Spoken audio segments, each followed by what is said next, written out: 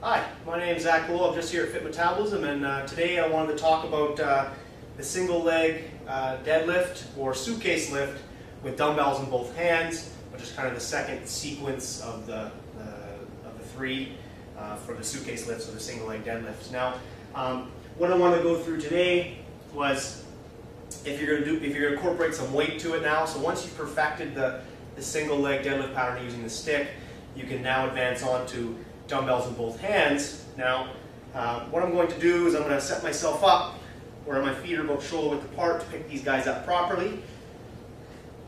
So I'm going to lift these guys off. Now, the biggest thing is to make sure that those shoulder blades are stabilized, core is engaged, and I'm trying to use as much glute strength as I possibly can. So if I'm going to do it from a front view and I'm going to do it from a side view, so you can take a look at what's proper form.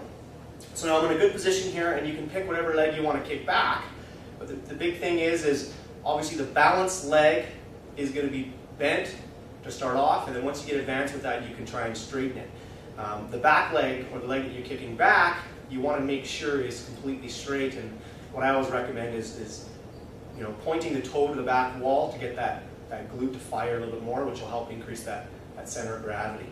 So I'm in a good position here, locking the shoulders in. I'm going to slowly hip hinge forward, but also keep my eyesight facing forward. I don't want to be looking down, because if I look down, that's where I'm going to go. For the most part, it's going to make me fall off balance. So I always recommend looking up or keeping that chest upright when I'm performing this exercise. So I'm going to take my time, slowly get down, locking those shoulders in, and come back up. I'm going to do 3 of these for you just to give you an idea from the front view. Knees still bent.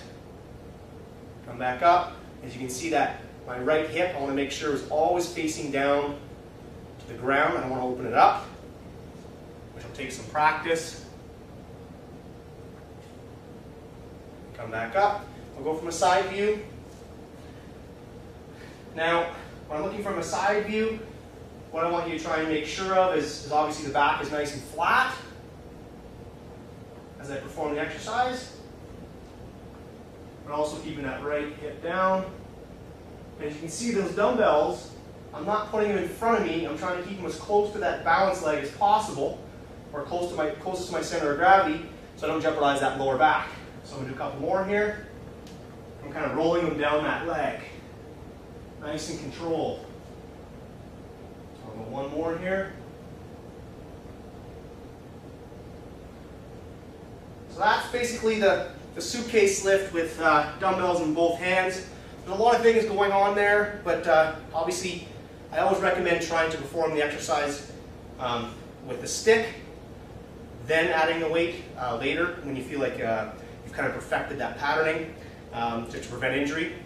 So basically, obviously you can make that a little more advanced, whether increasing weight or trying to keep that balanced leg completely straight.